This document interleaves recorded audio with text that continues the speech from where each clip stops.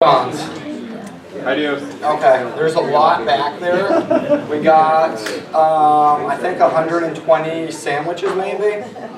90. Okay, I exaggerated a little bit. So that's like 1.2 per person. So, welcome everybody.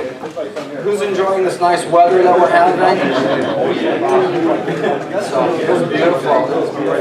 Well, welcome to Invest NWI. We're the best investment group here in Northwest Indiana. And we're glad to have you here. If you have an empty seat next to you, raise your hand. We just put out another 10. So there's a couple. If you're in the back, come grab a seat. If you need to grab the restrooms, they're out front. If you want to grab more food, it's out back. We got plenty of soda, plenty of sandwiches, plenty of chips, cookies, all that fun stuff. So we're going to do introductions. If this is your first time here, raise your hand. Justin has a mic. And this just allows the people that have been coming on a regular basis to meet the new people, introduce themselves after the meeting. So stand up if this is your first time. Justin will get you the mic. Just your name, where you're from, and what type of investment you do, whether you flip, wholesale, rental, nothing yet. But Justin, just give it to someone and... Larry Belcher, Sherrill, Indiana. I do mortgages. Hello, I'm Andrew Batistatos. I've been an investor for 10 years and a realtor for 3, and I'm from Hobart.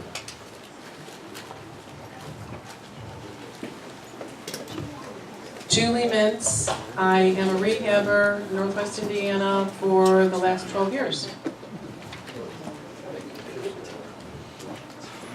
My name is Nick. I'm from Griffith. This is my first meeting, and I work for a fence company. I'm a carpenter doing decks and fences. My name is Lou. I'm from Griffith as well. I own a fencing and construction business. I own commercial property and self-storage business.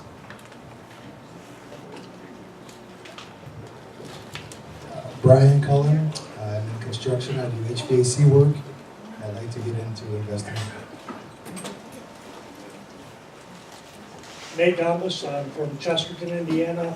I work full-time for the BP refinery in Whiting, but I'm into long-term rentals. I have 3 single families and 1 multi-family in Lake County. Looking at going to that.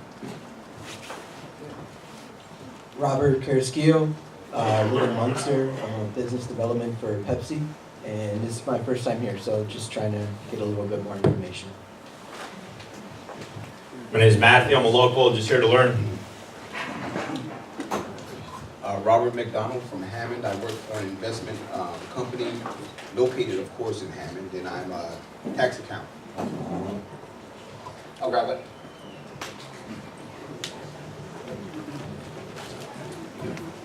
Jim Victor, St. John, Indiana. I've been basically dealing with buying homes, rentals.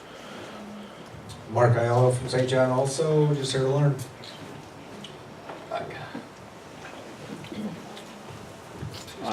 Antoine Brown from Pay-Per-View Homes. I'm a real estate investor, wholesaler, and I reside in Maryville, Indiana, and actually just got my first wholesale deal done, closing on Thursday. There you go. Linda Royster. I've been a real estate investor for about 20 years, got out 2 years ago, and now I'm coming back into Indiana to do some houses. Take it from here.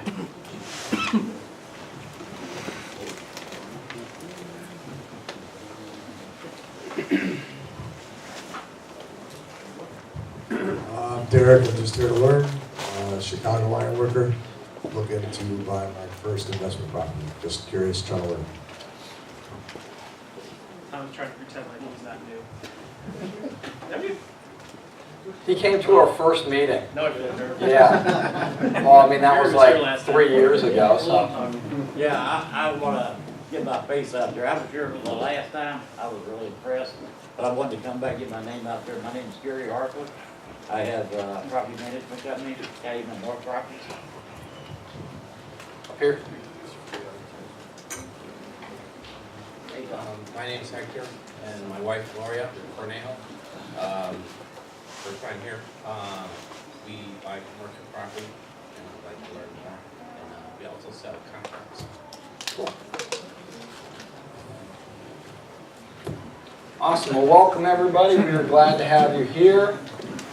So Invest NWI, the purpose of the group, the reason why we started it, is to have an environment where we can bring investors together of all different levels to provide relevant real estate investment education, as well as a place to grow your personal network. When I started investing, or actually before I started investing, there was a club in Maryville that I went to. This was back in the fall of 2015. That's when I first met Tom and some other investors, Bob. I didn't know a whole lot about real estate. I knew what I wanted to do, but I went to this meeting every month. I met a bunch of people, and over time I really grew my network of people that I met, and I've done tons of deals with those people, lent them money, they lent me money, so that's a big reason why we started this group, is just to get people around more people. So good news, our last meeting was back in March, about a month ago. Who did anything exciting in the past month? Bought a house, sold a house, flipped a house? Bought and sold. Okay. Rental, flip, both? Just split also. Okay. What? Bought. Rental, flip, what'd you buy? Flip. Okay. What's your time frame on getting it done? End of the month. There you go. Nice. Did a flip, had about 90 days, and we sold it Sherwood, made about 40 grand. That's not bad. I like more, but I'll take it. 40 in this market's decent. Yeah. Bought the rental. Here you go. Sheriff sale one? You got a good deal on that. I know, I gave up. Anyone else buy anything, sell anything, kick any tenants out? That's the fun part. I didn't buy a deal this month. I actually, we don't typically back out, but we have this multifamily under contract, and during our due diligence we realized it probably wasn't as good for us as we had anticipated, so it was disappointing, but looking back on it, I'm glad we made that decision. So, 5 minutes of pain now is going to eliminate a lot of pain in a year when some of the deferred maintenance catches up. So, anyone else have anything? A couple of people made some money this month, that's good. So some of the benefits of our group, like we said, just networking with other experienced investors, education through our monthly speakers. Who was here last month? I was sick. I never get sick. This is my favorite event of the month, and I couldn't come, so I was quite disappointed. I did watch the video. Did you guys get something out of it? Yeah. Don't lie because the speaker's here, so everyone will be like, yeah, it was awesome. Please lie. Great place to get connected. We have lawyers that come, contractors, accountants, landlord flippers. So if you have a question, there's probably someone in this group that has encountered that problem, and you can learn from their mistakes. Get deals done. You can buy houses from wholesalers in the group, plenty of joint ventures. I talk to a lot of people. There's plenty of money in the group. I mean, with the market the way it is, not a lot of deals, there's a lot of money sitting there waiting to be deployed. So if you have a deal and you need funding, ask someone in the group, because I guarantee you if it's a good deal, you can find the funding. Vendor discounts, we'll get into that more, but we're still trying to put together a vendor program where we'll have discounts for you through the services that they're going to offer. Real quick disclaimer, the material and content presented today is for educational purposes only. I'm not an attorney. Most of our speakers are not attorneys, except tonight. So it's not legal advice, don't take it as such. The content presented is a recollection of the speaker's personal experiences, their successes, and or sometimes their failures. Consult with your own professionals prior to engaging in any activities. Do your own due diligence. The success of the speaker is not a guarantee that your flip, your rental, whatever will be as successful. A couple of quick tips and tools. If you haven't liked us on Facebook, like that. We have a lot of really good questions and engaging conversations that have been going on lately. Continue to post stuff there. We just changed our house posting rules, so if you want to post a house in there, the post is pinned at the top. Read through that post, make sure that your post follows those rules, and then we'll approve the post. If it doesn't follow those rules, we're not going to approve the post. Also on the webpage, we have upcoming speakers, special events. We're looking to do a couple of things this summer once the weather warms up and get out there. Again, post deals, ask your questions. That's our email for the group if you have a question or if you want a video. And those are the membership things. A couple of quick tips. Pay your taxes, or actually you should probably file your taxes and pay them by tomorrow. Register your rentals. Hammond's deadline is tomorrow. East Chicago is tomorrow. A couple of the other cities have similar deadlines. So if you have rentals in those cities, it's always a good opportunity around tax time to check when those rental registrations are due. I can't speak for other cities, but I know in Hammond, if you don't register on time, the fines can be up to $2,500 per unit. We talked about this a couple of months ago. We are putting together a website specific for the group. We're about 50% done. Two of the features that I really like about the website are we have a members only section. So I know a lot of you that have missed a meeting or wanted to rewatch one of the videos, you email me and then I have to send you the link for the video. The member section is going to have a portal where all the videos are. So if you're a member, you don't have to contact me and wait 3 days to get the link. All of the videos are there. If you're not a member, we're working on trying to get it done. It's not as easy as it sounds, but trying to get it done where we have like a one-day access so you can pay like $10, have access to all of the videos for a day or something like that. Or just become a member and you have access to all of the past ones plus the future ones. We're also going to have a vendor section on there where we have their information, their discounts that they're giving to the members. So hopefully that website will be up and running by next month. But you know, with technology and stuff, there's always hiccups. So it may be 2 meetings out. Second, we are looking for vendors. We spend a lot of money for this meeting now. We don't bring a bunch of money in because it's only $10. Most of that money that we're getting when you pay at the door goes to the meeting room and the food. Obviously, we have audio now. Who's a fan of the audio? I know in the past some of our speakers didn't project very well, so it was hard to hear them. It doesn't pick up on the video very well. So, you know, we invested in the speakers. This stuff isn't free. So we're getting vendors to offset some of the costs. Our website is like $3,500 that we're putting together. So if you know anyone that would be a good vendor, and a vendor would be someone that has a service that an investor like yourself could utilize, whether they're insurance, materials, cabinets, flooring, someone like that, have them contact me and we'll walk them through the vendor program. It's a great way for them to get exposure and it's also a great way for you guys to get a bunch of discounts. So our next and last useful tip for tonight, and we wanted Attorney Matt, if you want to come up. One of the investors that we talked to a lot had an issue with a house that they bought at a sheriff's sale. And had they talked with Matt or someone else, they could have potentially reduced some of their risk with that. So Matt is going to talk about the insurance, of the importance of buying title insurance when you're buying a house at a sheriff's sale. When you buy a house through the MLS or through us and you close at a title company, you're going to get title insurance most of the time unless you choose not to get it. When you're buying it at the sheriff's sale, you don't get it. So you have to go out and buy it. So Matt is going to talk about why you should have it and some other fun stuff. Great. Thanks, guys. This actually prompted too as well from last month with the burr, and it made me start thinking a little bit more about how people acquire title as investors. So just show of hands right off the bat.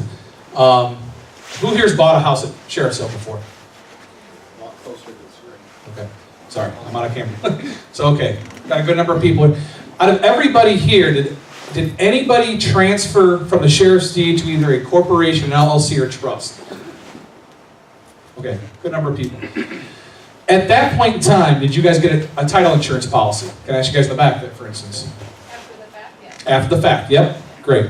Al? No, I actually just wait until I go sell it. Okay, so Al's a prime example of somebody I'm going to bring up today. So when you do that, in general, the moral of the story that I want to make sure we bring up here today is that when you close with that sheriff's deed, as soon as possible, especially if you're going to be putting any money in the reno, which most of us are going to be doing, make sure you go ahead and get a title policy. When a lot of us go through the process of a sheriff's sale, we're going to do like the searches, tax sale, same thing. You might have a title company pull searches. Who's here had searches pulled before? How about that? All right, good. Well, a lot of people, great. So the search will only show so much. So let's talk about for a sheriff's sale, for instance. The mortgage foreclosure process goes through, and judgment's placed on behalf of the lender, goes to sheriff's sale. Lender number one, let's just say they want to make 100 grand off of it. So what's your reserve going to be? 100 grand. What you may not know is that there was a secondary mortgage or lien holder, say for a, I don't know, HELOC, home equity line of credit or something, and their HELOC was worth 50 grand. At that point in time, after the sheriff's sale has went through, hammers dropped, mortgage lender number one gets their 100 grand. Al comes through and says, great, now I gotta put 60 grand worth of renovation in here, okay, materials, this, that. All right, great. I got 60 grand into the property. Put 60 grand into the property.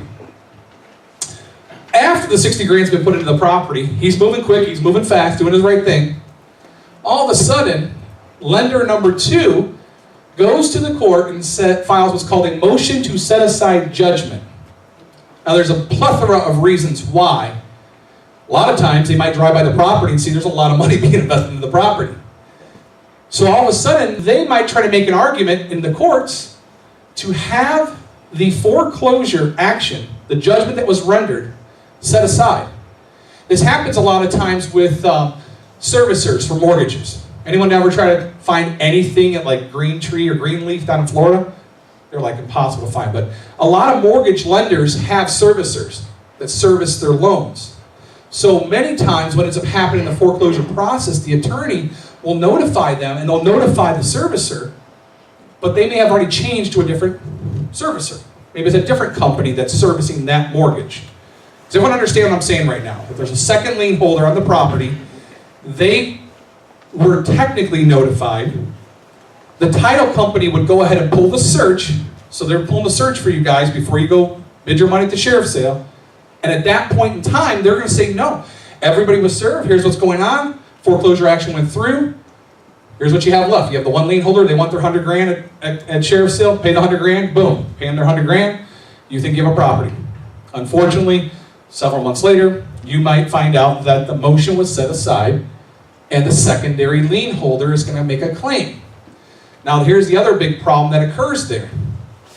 Even if you have 60 grand worth of materials, time, labor, and whatnot, and you're going to argue mechanics lien or contractor's lien, I've got all this time, money, effort, energy into this property, and it's already into the property. What priority is your lien as opposed to the original secondary lien holder? Third, technically, right? First lien holder got paid at sheriff's sale. Second lien holder was essentially brushed away through the foreclosure action, and yours would be third. Is anyone here thinking how much of a nightmare that would have to be? It's a pain. So the moral of the story is, at some point in time, especially if you're going to be putting any sort of serious cash into a property, consider getting a title policy. Consider getting that. Because in the situation that Adrian's talking about, I believe they said that they had the search ran, right? Yep, they had the search ran. So, and again, the title company's going to look at it and say, yep, foreclosure went through, it's fine. All the lien holders taken care of. And unfortunately, it's just something that happens. In my opinion, service to a loan or lien servicer for a mortgage company is the same as the mortgage company, but if you get a judge that day that doesn't necessarily like you, he might sit back and say, no, it's not really the same thing. And they never really got service. And here you are, you're at 60 grand already in the property. So again, the moral of the story is to make sure you get that title policy. One of the best times to do it is at that point in time. If you're going to take it from sheriff's sale to an LLC, to a trust, to a corp, something, do it then, right then and there. Because then, in the case that we just talked about earlier on, the title policy would have paid. As underwriting counsel for a title company for several years, I had to deal with that from time to time. Wasn't exactly fun, because the title company has to pay them. But that's what you pay for a policy for. Anything else? Any questions at all? Does the second lien holder have a certain amount of time? That's where we get into some issues regarding reasonableness as an attorney, right? So, I mean, is it a couple of years? You know, probably not. They're probably going to have a hard time moving forward with that. The problem is that you think about most of us in here, when they've done a flip or some sort of investment property, you're moving it, you're moving quick. So if you're dumping a ton of cash in the property, you know, you might be in a position to where 90 days out, you already got a lot of money and time investment in the property, and they're already moving forward with the motion to set aside. So to go down to a form of like reasonableness, I would make the argument if I was defending you, for instance, as an attorney, I would say, well, wait a second, how long have they not notified anybody at the property? How long has this been going on? I mean, the foreclosure took forever, right? So how long can this go on? Again, it's not really as common as you'd think, but it's still a risk out there. This goes back to, like I said last month when I asked about how are you acquiring title to the property at that point in time. Because how you're holding title could have a very big issue. And if you're going to change title anyways, get the policy to protect yourself at that point in time. It's worth it. Go ahead, do you have a question? Yes. So it takes about 2 weeks to get the deed from the sheriff's auction. So I've been waiting to order title then. Should I be ordering it right away as soon as I buy it, or should I wait until I get the deed? Are you dumping a bunch of money into the property before you get the deed? Some. I would say if your title company, depending on your preferred title company you're working with, and you know, I'm licensed in title, property casualty, law, you name it, I've got life insurance, and depending on the title company you're working with, if they are requiring before you can order the title work to start working on it, they're definitely not going to issue the policy until the deed comes through. I can guarantee you that. So if they're going to make you go down the path of you got to have the deed, I'd wait the 2 weeks out a little bit. Get a little bit later start. I know it's not what you want to hear probably, but it's just to protect you in the long run. Any other questions? What all do they cover if it comes back, someone claims the property after purchase? The purchase and work you put in?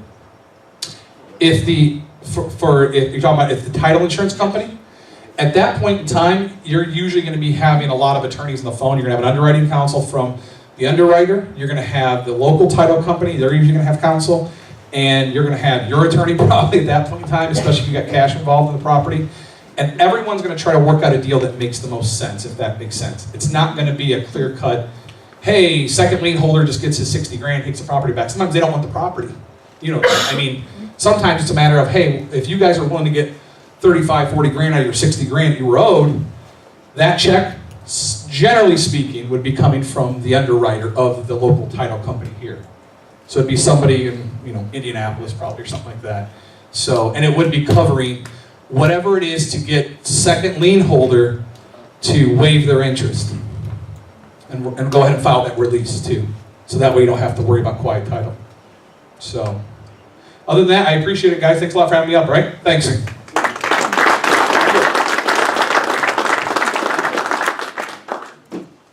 So get title insurance all the time.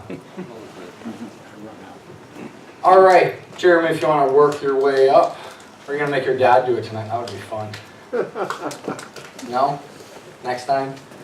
Awesome. This is one of my favorite parts of our presentation because it's an opportunity for someone who completed a project to share with you their story. And I call it the success story. Sometimes if one of you guys will be brave enough, because I know someone didn't always make money on a flip, if someone would be willing to share that, we can learn as much from that as other people's projects. So Jeremy's going to talk about one of the properties that they recently flipped. So I will turn this over to him. You can get that on. Let me pull up your presentation. Good evening, guys. I'm not the best public speaker, so bear with me here. So this is the name of my company, Treasure Family Homes. This was actually a typo. The house is actually 701 Osage Drive. It was a 4-bedroom, 2-bath, 2,020 square foot house. This was actually an MLS property that we inquired. My broker had called me in August and asked me if I'd be interested in seeing this house. When we originally seen it, it was at $260,000. It was an estate sale. And we went and looked at it, and I told them, you know, this is the best that we were going to be able to do, was offering $141 cash. And they obviously declined.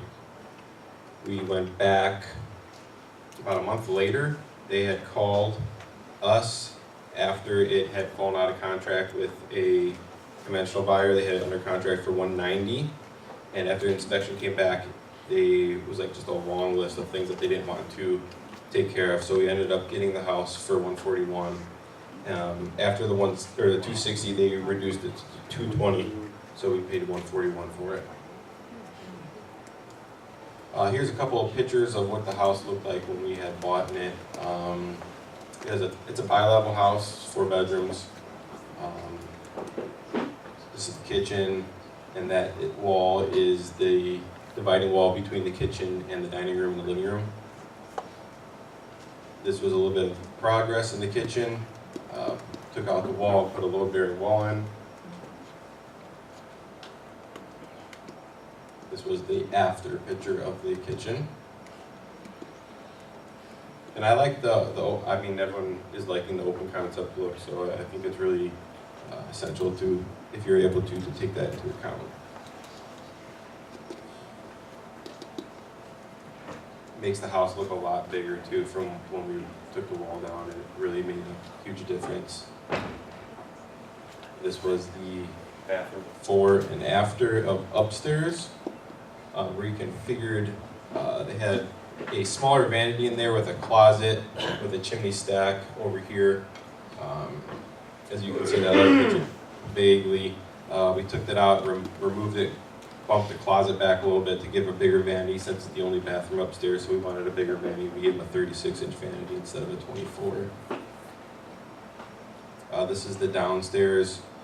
We basically drywalled it, put some can lights in, repainted the fireplace, new trim, barn door for the utility room. This is the downstairs bathroom, kind of with the same look from the upstairs. Now this is the garage door that goes to the garage. That's the back door. This is kind of a foyer area, which I thought was a really cool area. I know these pictures don't really do justice of the amount of space that was here. It was a huge area that was very unutilized. So we had done something like this, where we created a bench-in area, and this actually, behind this bench-in area was the 4th bedroom. As you can see, there was a big double door there, but didn't have a closet. So we bumped the wall out towards me and created a closet on the other side of that bench area to make it a real 4-bedroom. So these were the numbers. Bought it for $141.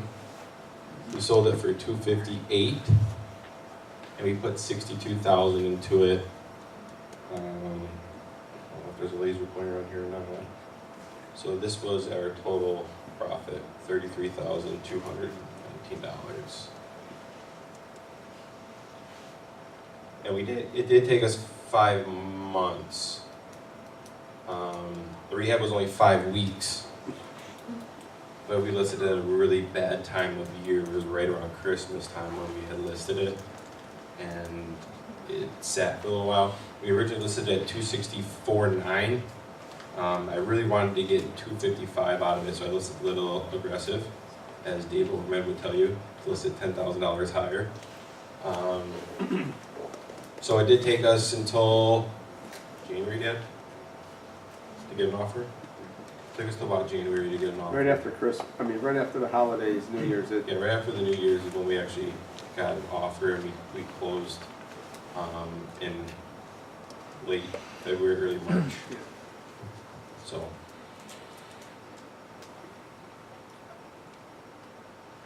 The good versus the bad. The good was our contractor that we had used on this property was very good. He was highly recommended from Justin and Adrian. It was very thorough, very organized. You know, I didn't have to babysit him like a lot of our other properties that we've had to do a lot of babysitting contractors, which was very nice. He took all of the headache away from me and my dad, where we didn't have to worry about anything. We do provide him with all the material at the house, so he wasn't having to run around and get his own material. So I like that, but at the same time, he used different material than what we, certain things he wanted, certain things that he uses all the time, as far as, let's just say a different type of mortar that he likes to use compared to what we bought. So those are things that I would say that you should probably talk to them about and be really specific about it, because that was kind of pain about going to the hardware store frequently. The bad was just a bad time of the year for us. I mean, the house went really, really good. We did have to put a new roof on it, which we knew to begin with. So that was a little bit more of a cost that we didn't want to, but we knew we had to. We came back in inspection. And another thing that we missed actually in the inspection report was just doing a better walkthrough. We had, prior to buying the house, there was some raccoon feces in the attic that we didn't catch, so we had to take care of that. I would say overall this was a really good project, not a headache for us at all. Having a good contractor was definitely the best part of it, for sure. And this was a picture of the finished product. So we didn't really do much on the outside other than landscaping. All new windows and new roof. We kept the siding because the previous buyer, or the previous owner, I'm sorry, had replaced it within like 3 years, so it was in really good shape. So thanks for giving me the opportunity to tell you guys about our latest project.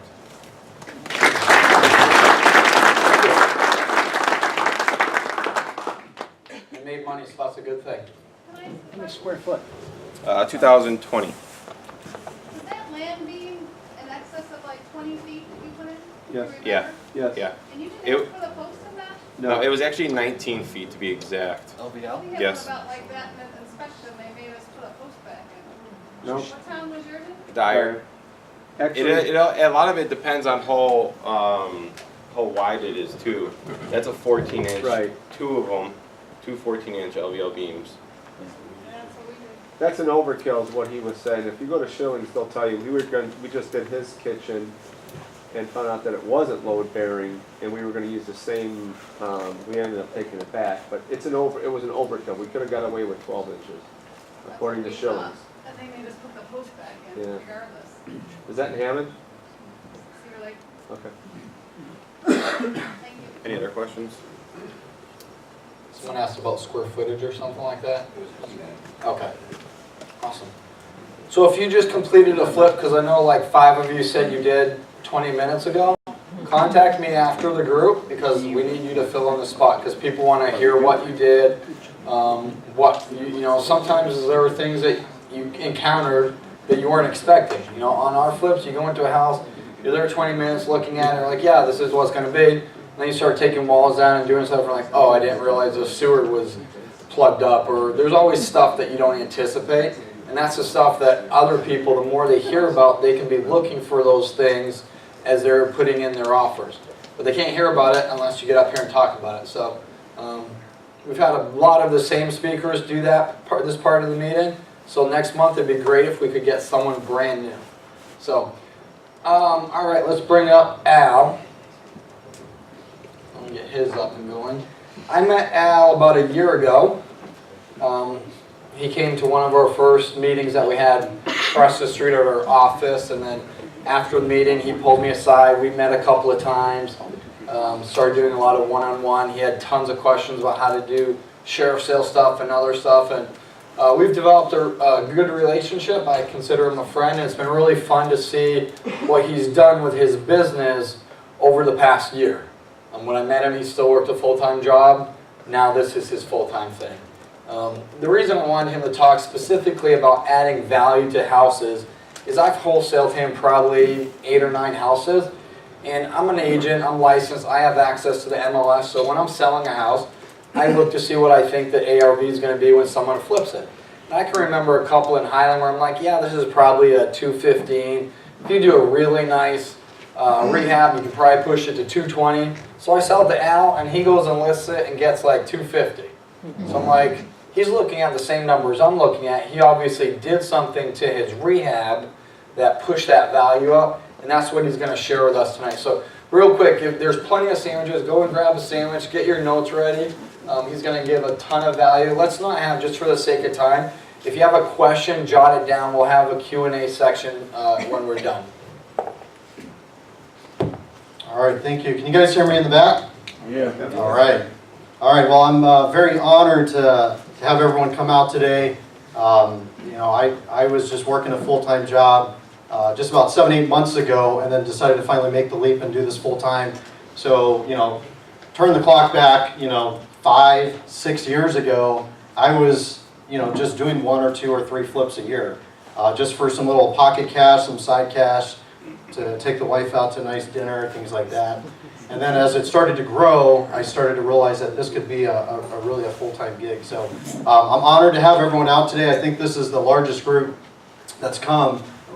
Justin, am I right? So I'm honored to have all of you guys come out today. And hopefully I can add some value. My goal today is to not hold back.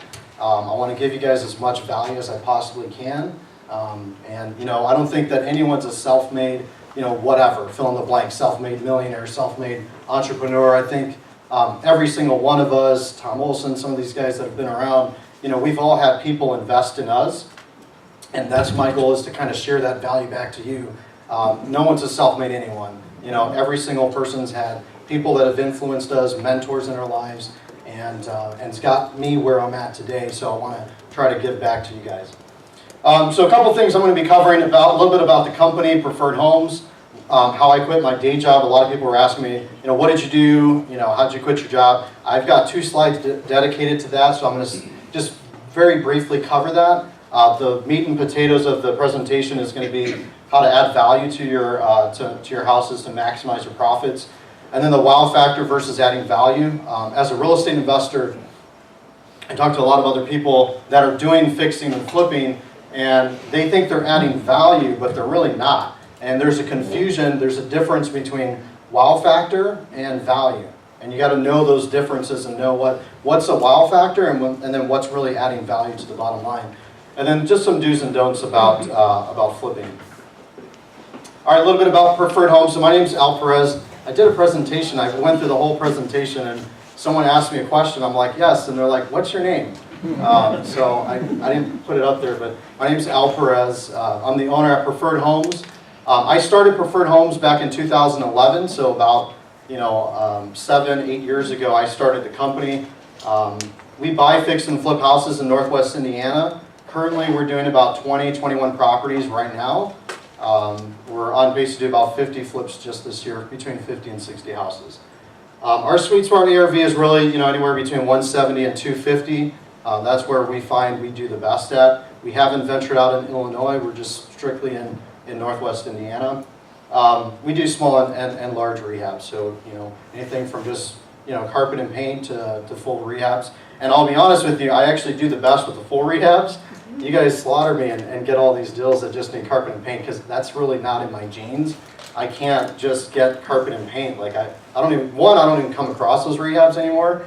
But 2, I like full gut rehabs, mold, tearing things out and stuff. So anyhow.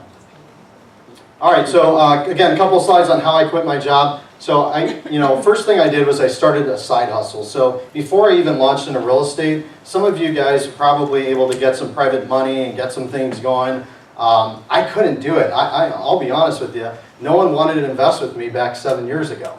Who's this, this schmuck that wants to do real estate, right? So what did I do? I started a side hustle. So it might be my Mexican genes in me, but I did landscaping, right?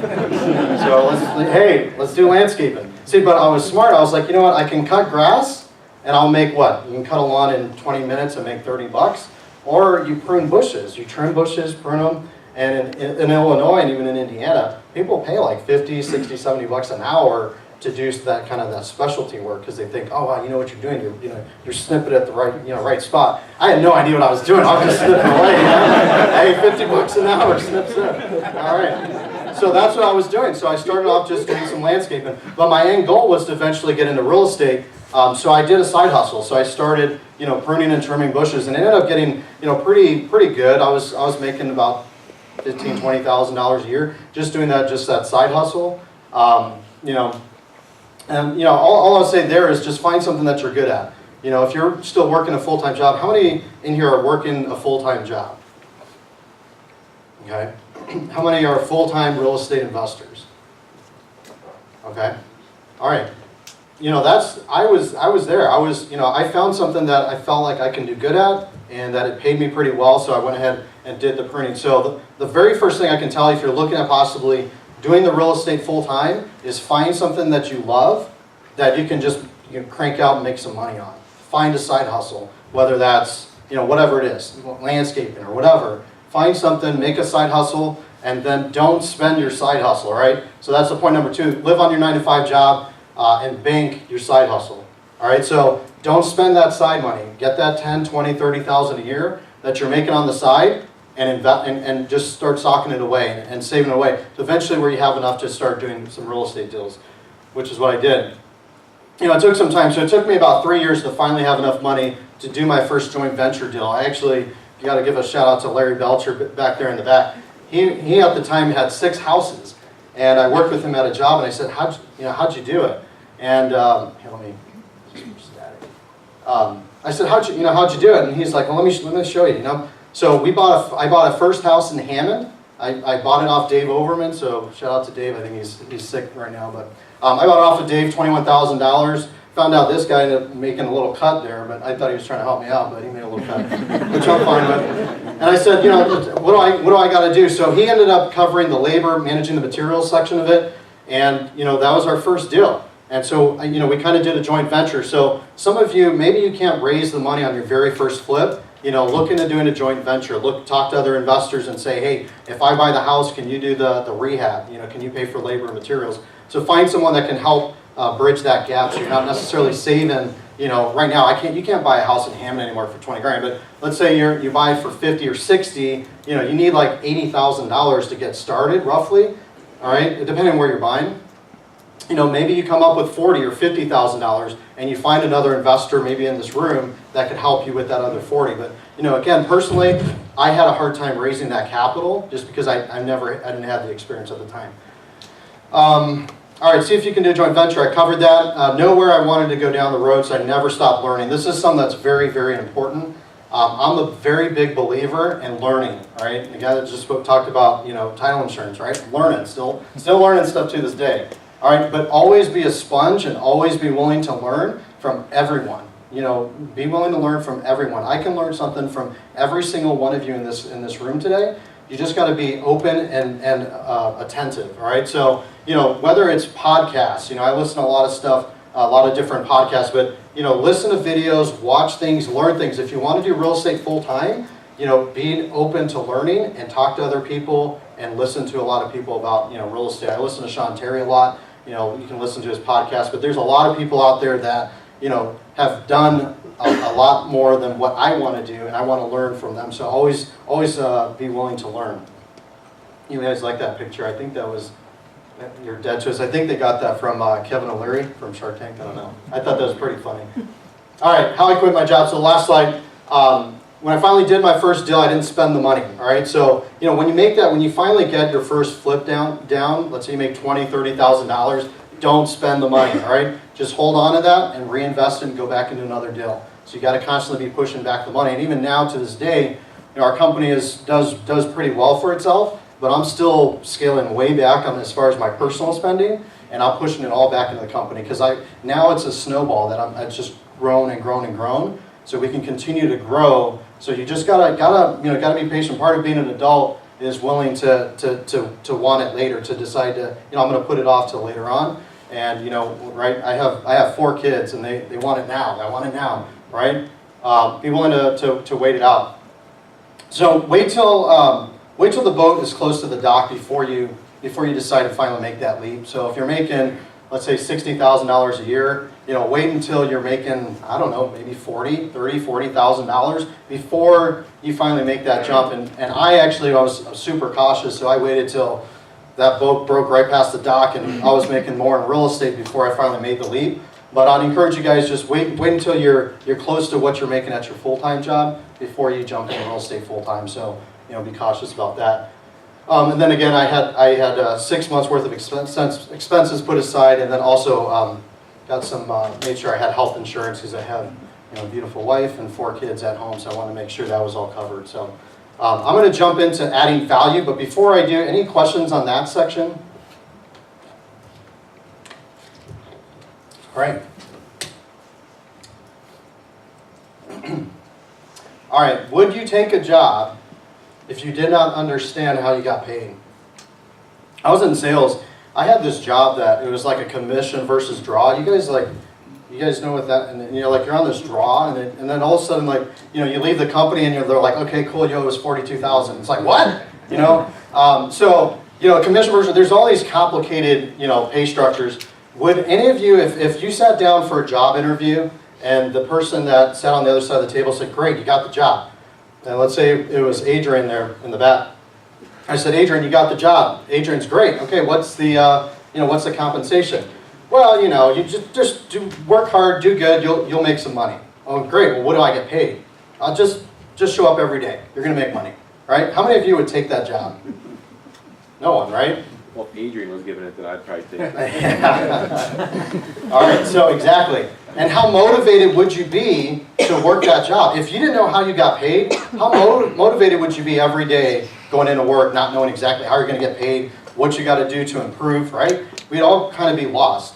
And how would you know if what you need to do to improve to make more money? So you really, it'd be very kind of stupid to take a job that you didn't really know how you got paid.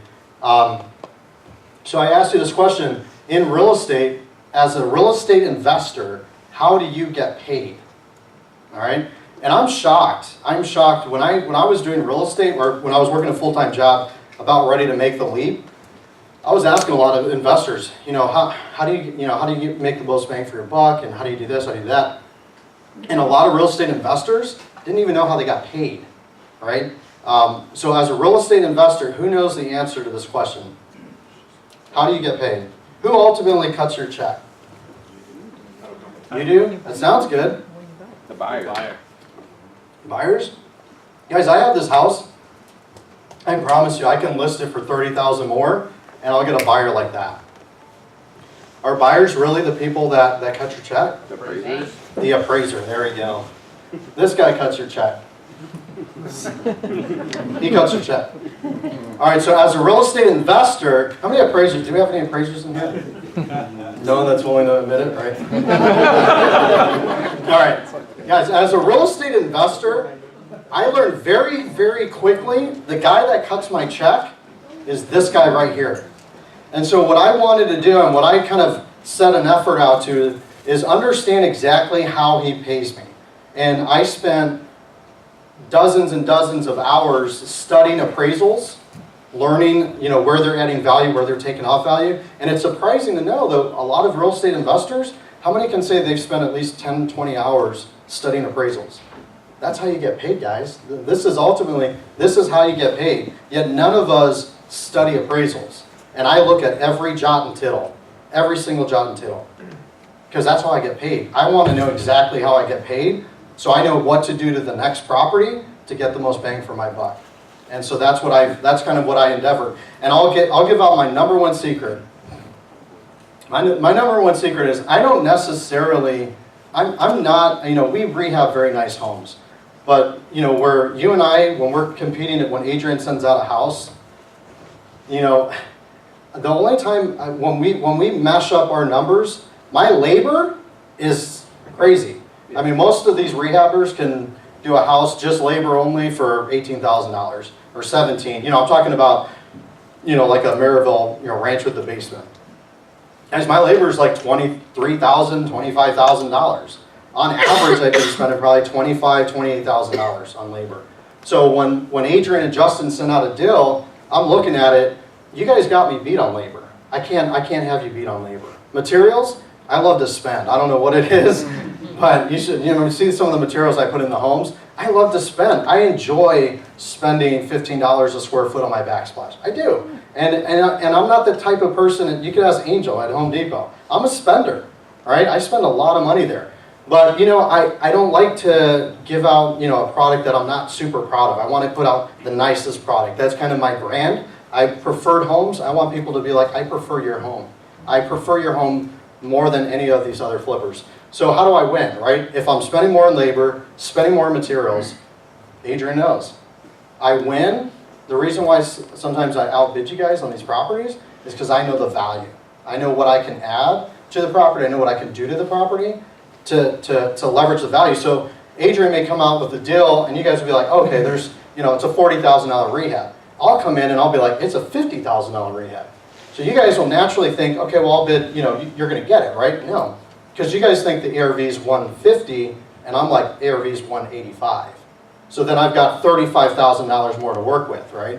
So then, so yeah, I'm spending $10,000 more on labor and materials. However, my value is so much more further than you that I'm going to pretty much get those properties. That's how I win. I'm not winning. I don't have this secret, warehouse I go to in Tom's office, and I go in the back door and I get all these materials, right? I don't win on materials. I don't win on labor. I win on knowing what the values are. So I want to share that with you today. All right, adding value to your rehab. So tip number 1, finish the basement. Carpet, tile, drywall the walls, ceilings or ceiling tiles, add ductwork. $10,000 to $15,000 to finish a basement, and you're adding 2 to 3 times more the value. I don't understand. I still see houses on the MLS today completely flipped. The basement, not finished at all. You guys, we have the contractors already there at the house. Why are we not finishing the basement? It doesn't make any sense to me. I did a house in Maryville, had over like 3,500 square foot on the main floor. And the bottom floor had another 1,800 square feet. Even that big of a house, I still finished the basement. Because I was like, why am I leaving money on the table? So always, always, always finish the basements. Your guys are there. It's another $10,000. It's just a little bit more materials, a little bit more labor, but they're there already. Get the basement finished. You're getting the value. At the end of the day, it goes down to finished square feet. That's the name of the game. How can I maximize my space and get the most bang for my buck? It's all about finished square feet. All right, so this is a basement that I did in Maryville. Just obviously it's unfinished. I added a master suite, so I added a closet area, walk-in closet, and a full bathroom. All right, next one. Finish the attic if possible. It's another little trick. So it's Cape Cod's 1.5 stories, 1.75 stories. A lot of times it's kind of a little awkward of an attic. I'm always there. I'm always, when I go into a house that needs to get rehab, I've got my eyes on it. Where am I adding the square feet? Where am I adding the value? And so I'm looking at, even up in attics. All right, here's one I just did recently. This house was, and this was in Cherville. And yeah, I mean, it's kind of tight a little bit on the ceilings, but by finishing this off, it was just a couple $1,000s. I added so much more value to the property by just finishing that attic space. What could it be used for, right? I mean, the people that were buying it, it was just kind of a bonus room for them. They can use it as an office. Their kids can go up there and play. It can be just a little playroom. All right, it's not really a bedroom or anything drastic, but it is counted as finished square feet. So, always look for ways to add the value. All right, adding value to the rehab. Tip number 3, maximize your finished square feet by making your furnace and water room a little bit smaller. I see this a lot. I'm not sure why investors have this huge unfinished area for like a little furnace and a little water heater that's tucked away in the corner. So I just have a quick video for you guys. All right, we are here at one of the houses here. One of the common mistakes that I'm finding is an oversized utility room. Most of the time it's unfinished, so it doesn't count as finished living space. Here in this house, there was a massive oversized, it was like a furnace room, water heater room. You can see kind of where the tile stops here. So this house was recently rehabbed. You can see some nice ceramic tile. We'll be carpeting this whole area, floating the floor, make it nice and level. So this area was all unfinished. What we did is we added the wall and we cut it in half. So we added literally this extra space here, about 80 to 100 square feet here. And in this area, that's anywhere between $100, $110 a square foot. So by minimizing the large utility room, we were able to maximize our space and finish loading square feet. So what we did was we added the wall. Now there was a washer and dryer here. We pushed it back over here, so did the pocket there. We're gonna have a washer and dryer still over there, and then we're gonna add a bifold here. So now the unfinished space of this house is gonna be significantly less, cut in half, and this whole half will be a nice little finished area here. So again, just watch your unfinished square feet, because it's all about finished square feet. So to maximize your bang for your buck. You know, look for ways to make these unfinished areas smaller and go ahead and maximize your profits by finishing up these areas here. That actually looks a lot more narrow. Believe it or not, that was at least 100 square feet. It just looks a little bit more narrow in the video there. So maximizing your square feet. So watch those furnace rooms. I'm here in one of the houses that I own. We talk about adding value. This basement is 1,300 square foot basement. All right, we're having some technical difficulties here. On average, the square foot. I'm not sure. All right, maximizing your square feet. All right, so you know, I'm surprised I did a quick photo. If this is your flip, I'm not hating on you guys. I was literally on the MLS earlier this week, and I thought, oh, you know, or last week, and I thought, look at this. I see it all the time, right? So again, I'm not wanting to bash you at all, but see, other guys flip there on the left-hand side. You've got this massive unfinished spot. So you got the sump pump. So what I would have done was I would have added just a little pocket door here, a little bifold, and I would have squared this off, and it has to be vented because you're pretty close to the furnace area. So just square this off, and then I would have finished this whole area. Would have added so much more. I mean, we're talking tens of thousands of dollars. This person that flipped this home, it's in Highland. I mean, they're leaving thousands, tens of thousands of dollars on the table because they have this massive unfinished utility room. Look at my flips over there on the left. So I condense those things. I want very little unfinished square feet. So I shove everything, I try to push everything in a little corner. All right, so this ejector pit, you know, my guys we're always adding full bathrooms in the lower floor. Where do you put the ejector pit? Right near where the furnace is at. I don't want an extra unfinished spot all the way on another corner. You know, I want everything condensed so I can maximize my finished square feet in my basements. All right, next tip. Okay, laundry room, washer and dryer room. I'm always finishing them up. So if the furnace, my rule of thumb is if there's a furnace and a water heater, if the washer and dryer is kind of near that furnace area, then that's great. That's perfect. You saw the video on that Cherville house. It was kind of in that same area, so I just I pocketed it in that area. All right. However, there are some cases where gas lines are running on the other end of the house.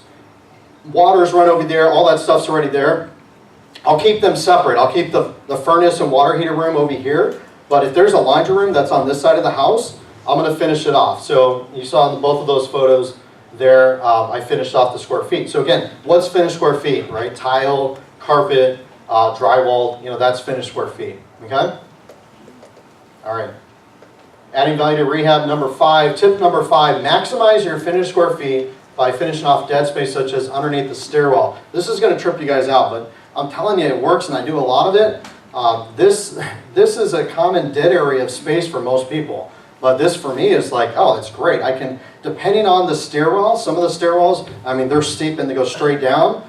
All right, I'm not talking about those, but the stairwells, you know, that have pretty good wide steps, I'm finishing underneath the stairwell versus just pocketing it off and it's, you know, it's dead space, or, you know, a lot of investors leave a little door for some storage in there. That's not me. I'm making it a pathway, and normally I'm adding a bathroom down there. All right.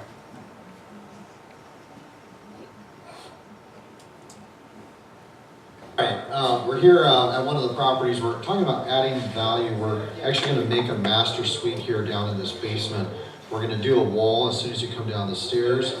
Wall this off, incorporate that beam in the wall and the framing, have a door swing open. You got your bedroom here, and then we're going to add a closet and a bathroom. So what we're actually going to do here is have a bifold for the closet, and then here we're going to have a door swing open this way. We'll have the vanity, the toilet, and on the other side of the stairwell we're going to have the bathtub. So we're maximizing the space even underneath the stairwell. So we're maximizing all the square feet here. We're talking, you know, just adding a little bit of money to finish this area, but we're going to capture the square feet under the stairwell. So a lot of people don't, you know, they just close off the stairwell, use it for storage, but it's unfinished square feet. We're going to actually finish it under the stairwell and add a bathroom there. And it works out actually really good because we've got the sewer stack is on the other side, so we're just going to break the foundation up, And then bam, we got the sewer stack right there, so it's gonna be perfect. So, that's it. Trust me, it sounds crazy when you're looking at it like, what? Like this guy, man, you know, if I was tall, I couldn't fit, blah, blah, blah, right? So, I'm gonna show you guys just a couple, so that was, I did the video, so the next week, we already got the framing up, so I wanted to take photos of it. So there's the closet, there's the bathroom over there. Again, you can see the stairwells coming underneath. So there's a nice pocket there. So again, the bedroom's all framed there. On the next picture, you saw we already dug up. There's, you know, a lot of times the sewer stack is going to be normally in the next to the furnace area. So that sewer stack is perfect because a lot of times on these ranches, I can cut through underneath the stairwell at the master suite there, the bathroom down there, and then just tap right into the sewer there. So you can see the sewer lines broken up. You can see where we ran the plumbing here. So there's going to be the vanity, the toilet. I'm sorry, no, that's actually the toilet and then the vanity there. So, or I'm sorry, the toilet and then the bathtub's over there. All right, the vanity's a little bit further out. It's not in the photo. I do this all the time. I'll show you a couple photos of it.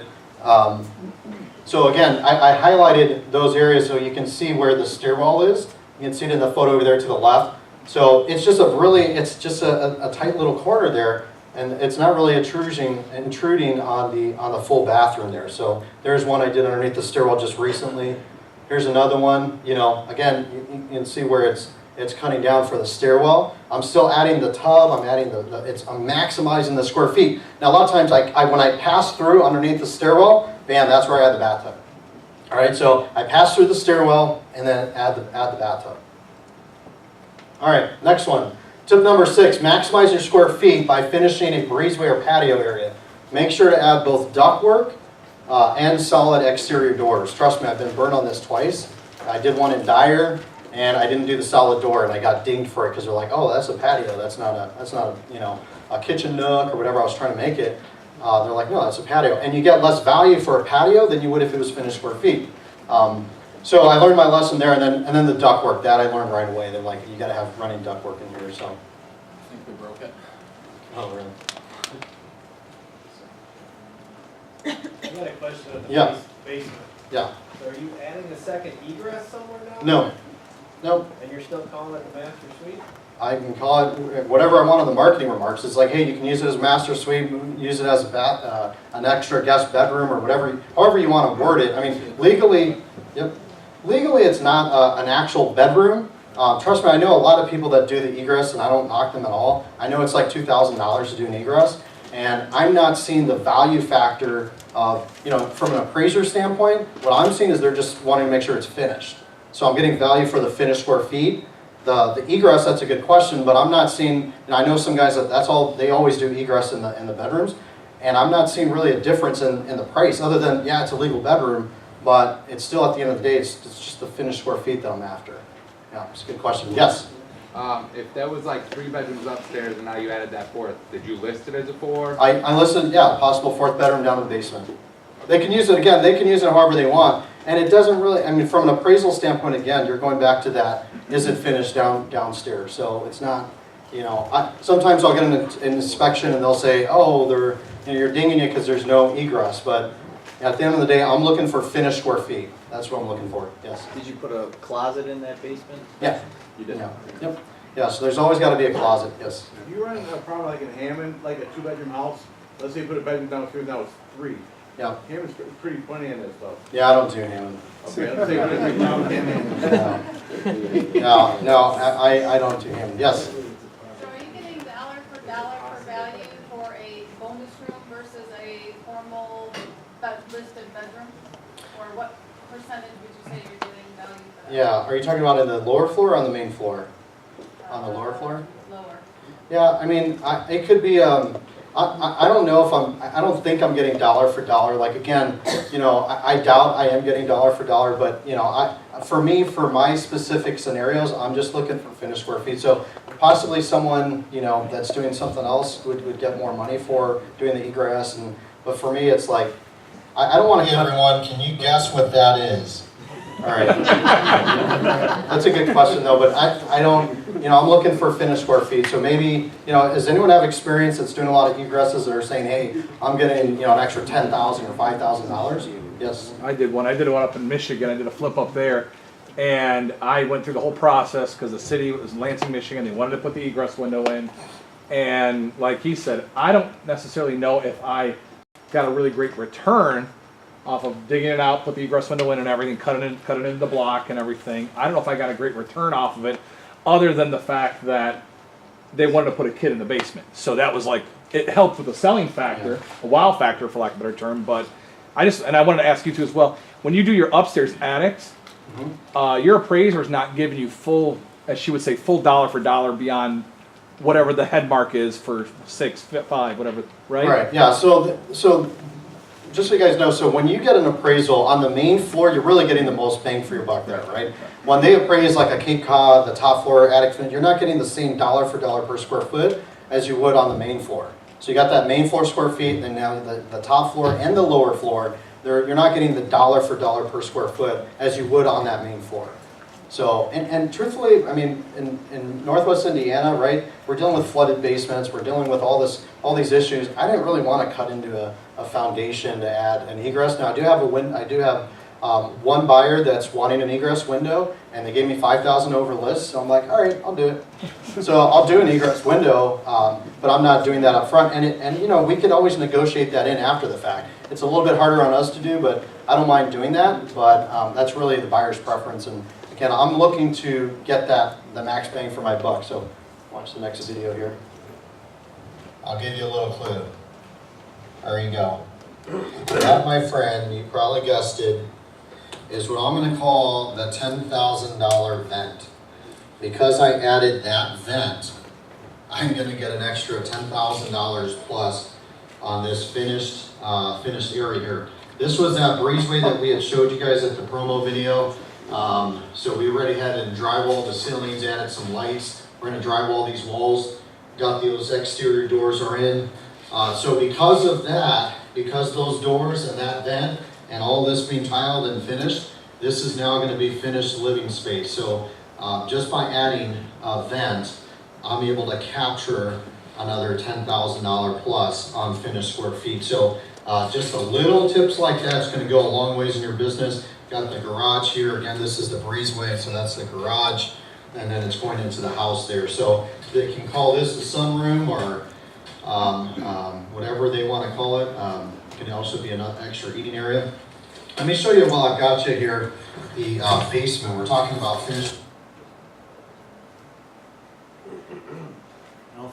square feet.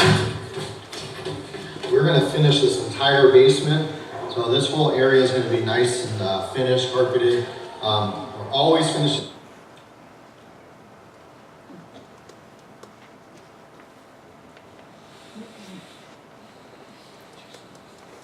Don't sigh. Our basement's always maximizing our profits, and we've got the master suite in here as well. So we've got the master bathroom here is already done. And we did, of course, That's fine. The video is good. All right, so I was just showing you the finished master suite that we did down on the lower floor. Got a question for you. Yes. What do you do if you're going into that property and that basement is wet? All right, so there's two things. That's a good question. So two things. When a basement's wet, so I incurred 3 of those last week. All right, so what I normally do is right away, and my contractor, general contractor, take a look at the exterior of the house. All right, so we're checking the gutters, we're checking the grading going to the house. A lot of times there's no downspouts, right? So if you're buying a foreclosure, a lot of these homes don't have a nice long downspout and stuff. A lot of them don't have gutters, right? And then the ones that do have gutters don't have any extenders, so they're all like dropping right on the house. So again, I'm looking first for the exterior, see the grading, check the gutters. If we're still, after we grade it properly, so we're grading it, having a nice pitch from the dirt, running it out about 5 feet down. If we're still getting water in the basement, then we go ahead and waterproof it. Because I don't want that to come back to bite me. And all my contractors know how to waterproof. We've done it dozens and dozens of times. So if we're still incurring water, then we're going to go ahead and waterproof it. And the grading, by the way, is something that we do earlier on. So as soon as we buy the house, I'm getting in and out of these flips in 4 to 6 weeks usually. We've got a huge volume, so we're doing 20, 21 houses right now. So we got to get in and out of these pretty quick. So 4 to 6 weeks. So I want to do the grading for the gutters I want to do the gutter extenders, and then I want to do the grading right away. So week number 1, week 2 at the latest. Because as we're still there doing the rehabbing, we want to start monitoring that basement to see if we're getting water. And if we're getting water, then we need to go ahead and waterproof it. Good question, yes? Yeah, that back porch, you added that vent. Are you adding a return too? Yeah. Okay, Yeah. I think one of the inspectors kind of on that. Yeah. Right, yeah. Yeah, a ductwork in the return. All right, so any other questions? Well, yes? Waterproofing from the inside or the outside? Inside. Yeah. Usually inside, that's worked out better now.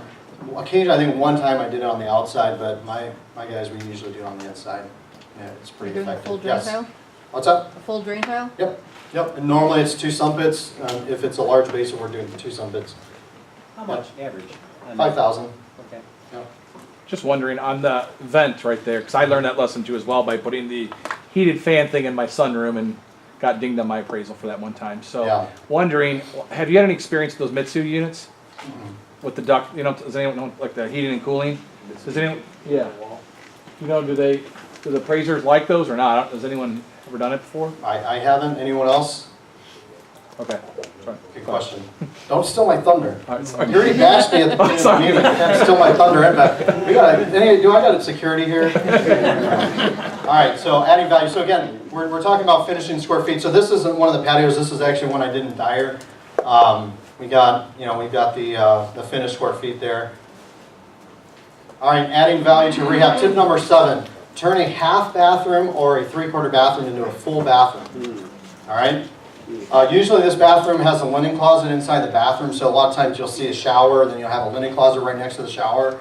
I'm always blowing that linen closet out. As long as there's another linen closet in the vicinity, but there's one down the hall, I'm always getting rid of that linen closet and adding a full bathroom. So we'll see if this video plays.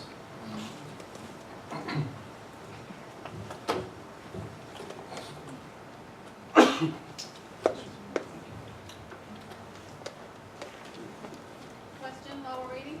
Sure.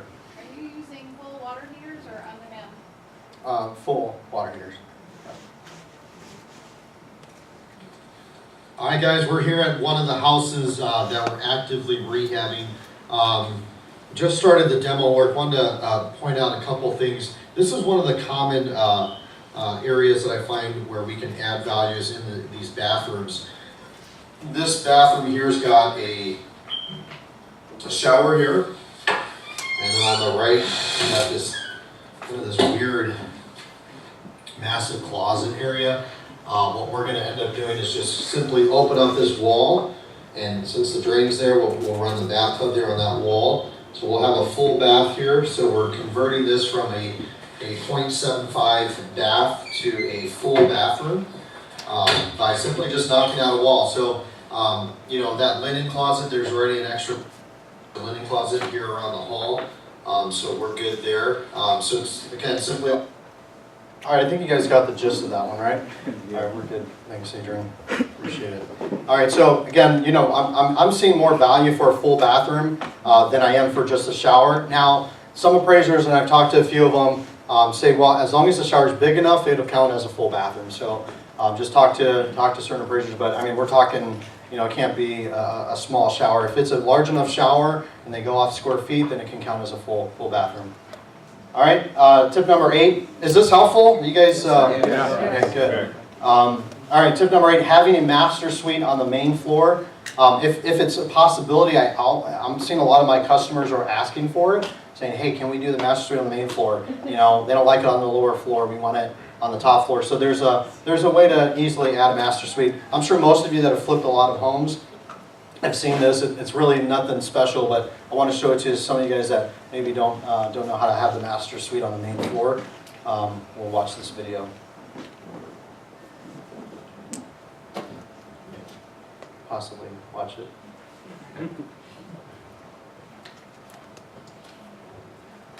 Questions while that's waiting? Yes. You said you studied the appraisals, but yet as a seller I don't get a copy. Yeah. How are you doing that? Are you ordering your own? Or? Good question. Very good question. All right, so I learned earlier on, when I was just starting off, I was getting dinged on these appraisals. So when you get an appraisal comes in low, you get a copy. Normally, I mean, I've always got a copy if it came in short. So I'm constantly getting, you know, if I get a short appraisal, I'm looking at those, I'm asking for those appraisals, and I'm studying those.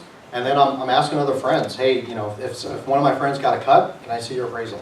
I'm trying to collect a ton of appraisals, because honestly, at the end of the day, an appraiser, I mean, one appraiser could appraise it for this price, another appraiser could appraise it at a different price.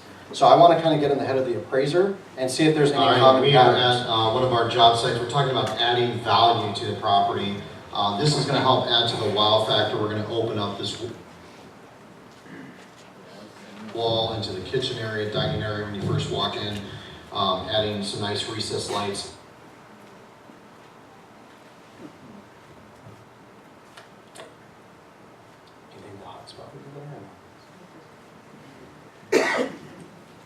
Again, we're not really getting any value for these or the openness, but we're going to be adding to the wow factor, which is what I like to do as well. Obviously, we're going to be adding a header.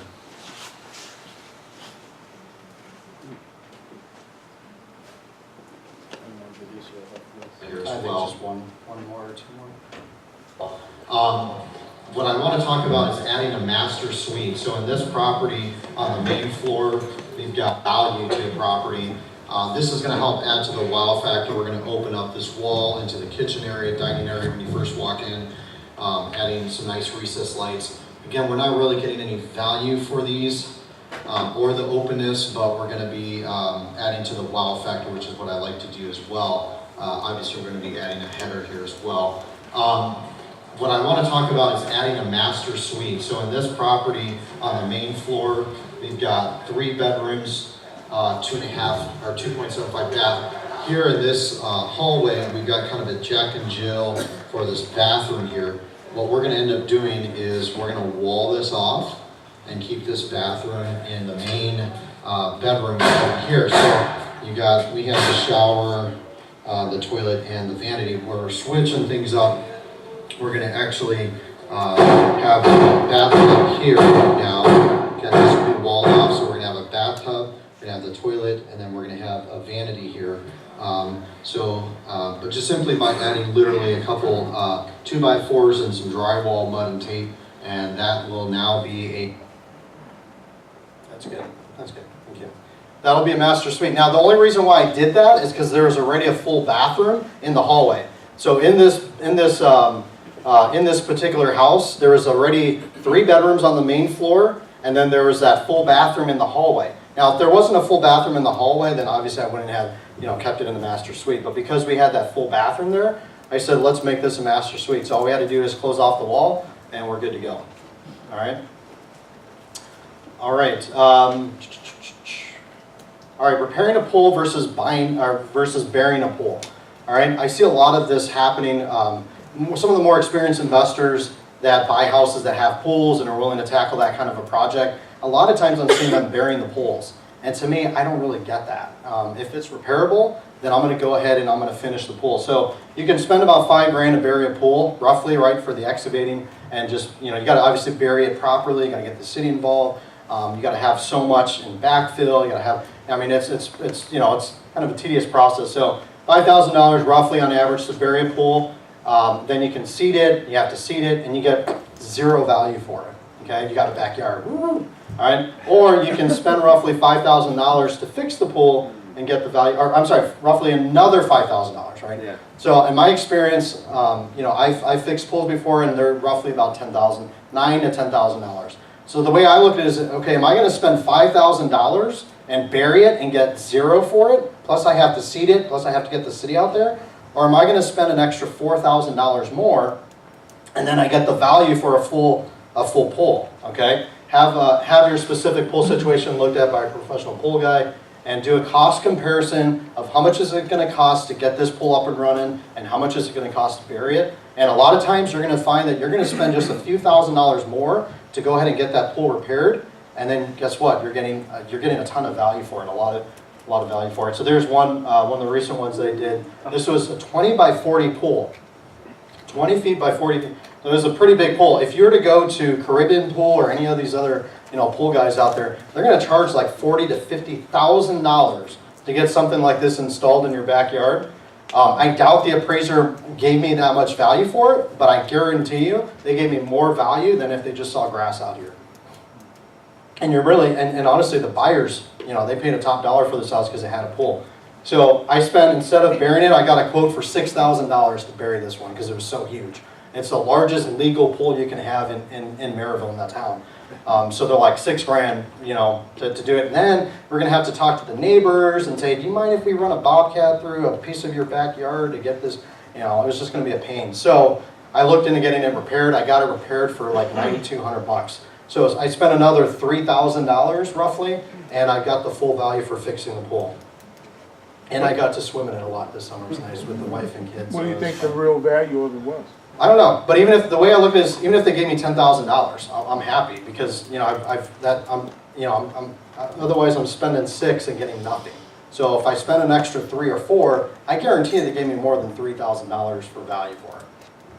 All right, next one, just repairing a shed or fence versus tearing it down. Again, I've studied these appraisals and I look at them every single jot and tittle. This isn't a big value factor, but you're still getting value for a shed or a fence. So a lot of times you have a bad shed, and like, oh, just demo it, right? Us like flippers, demo it, right? We like doing that.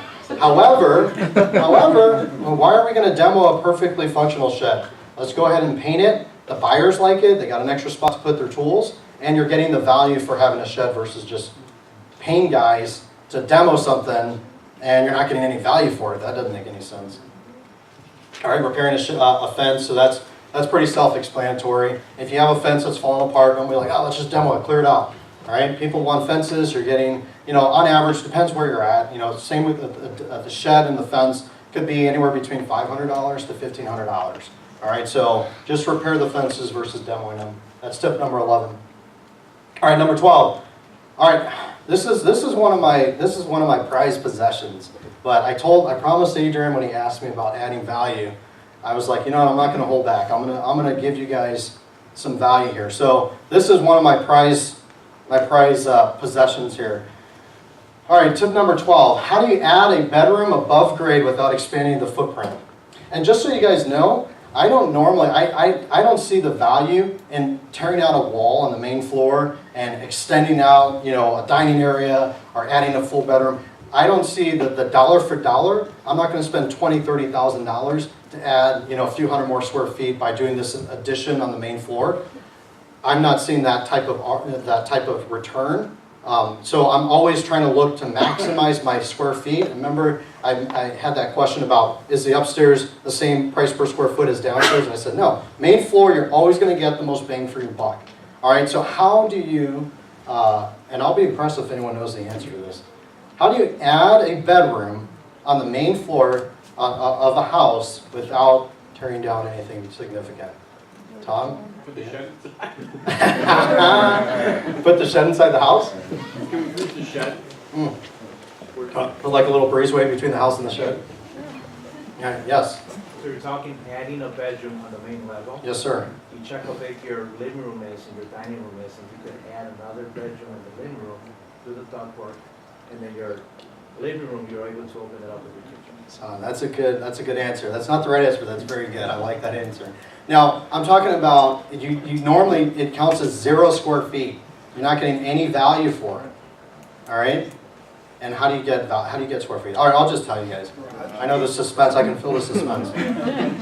All right, we got to keep this in this room, though, okay? Because we should almost turn off the cameras for this segment here. All right? I'm sure Chris over there in the back from Equity Solutions already knows how to do this. All right, here we go.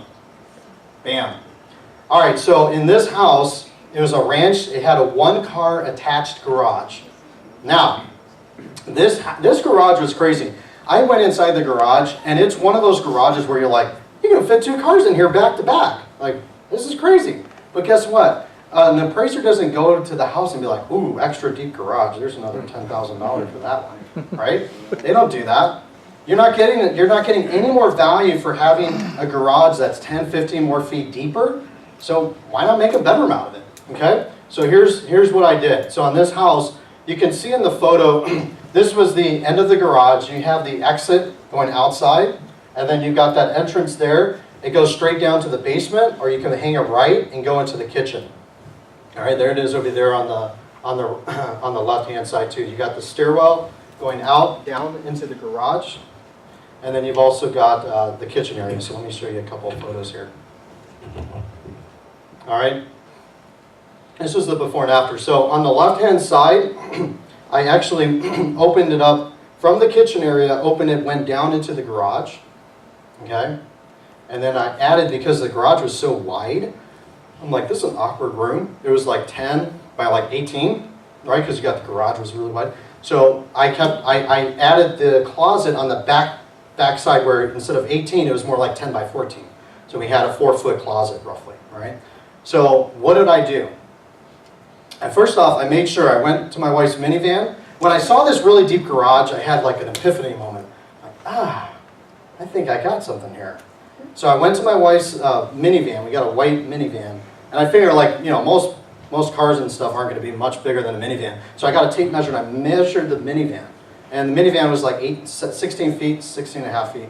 And so I made sure that inside the garage, we had about 20 feet. I want to make sure that if anyone had something bigger than a minivan, you know, so legally I was like, I started Googling it, saying, you know, how deep does a garage legally have to be in Northwest Indiana? And I found out, I was like, you know what, I'm going to be safe. I'm going to keep it at least 20, 21 feet. So that's what I did. So I kept the garage still pretty deep to add a minivan plus, you know, whatever else. And then I took the rest of it and I went ahead and added a bedroom. So I had to do, obviously you're stepping down to the garage, right? Now you're stepping down to a bedroom. So I had to add a couple steps. The people that actually bought this house loved it. The lady was actually doing, was a salonist, and she's like, this is perfect for us. Now we did market it as an extra bedroom because it was, and guess what? You had a walkout, right? So it was a walkout bedroom. And, you know, we marketed it kind of like, hey, look, your teenager son, right, your rebel, he can be in the back room. So when he wants to sneak out at nighttime, he can just have that door, right, so you're not bothered. And then also, but it attracted this lady that was a business owner that said, I can use this for my salon. I have my customers come right through the back. You don't have to go into the kitchen. I'm right there. And she loved it. But we marketed it as a 4th bedroom. So we had 3 bedrooms on the main floor, and then we added that 4th bedroom right there. So, I mean, huge value. So now what you got to do, and here's some little tricks. When you're doing this bedroom in the garage, one, it's got to have a deep enough garage, all right? So, and you can't make the bedroom awkward, so you don't want like a 4-foot wide bedroom by like 15 feet, all right? All right, so don't try to pull it and be like, ooh.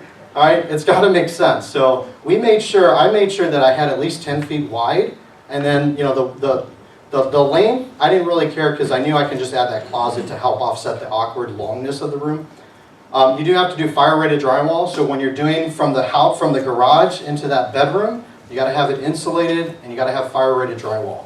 Okay, so you can't just have regular drywall in there. It has to be fire-rated drywall on the wall that's touching the garage. So you got the garage and then you got the bedroom wall. So that wall has to be insulated very well, has to be mudded, taped, painted, and you need it to be fire-rated drywall. All right, here's another same scenario as another house that I did. Had the garage, went ahead and converted it, added tile. I usually do tile because it's got that walkout to the backyard. And I thought, I don't want to carpet it because if, you know, you have people, they're all muddy shoes and they're stepping in. I normally don't like tile in a bedroom. I think it feels cool. But you can always stage it, you know, and throw some nice throw rugs down there, however you want. But I usually always tile it because you're getting that traffic from the backyard. So again, so you have that entrance down. You can see the garage over here. You can see the entrance down there. So. All right, tip number 14. Quality, quality, quality.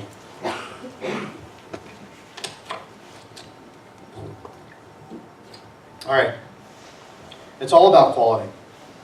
So I want to pull up one of the actual appraisals I got.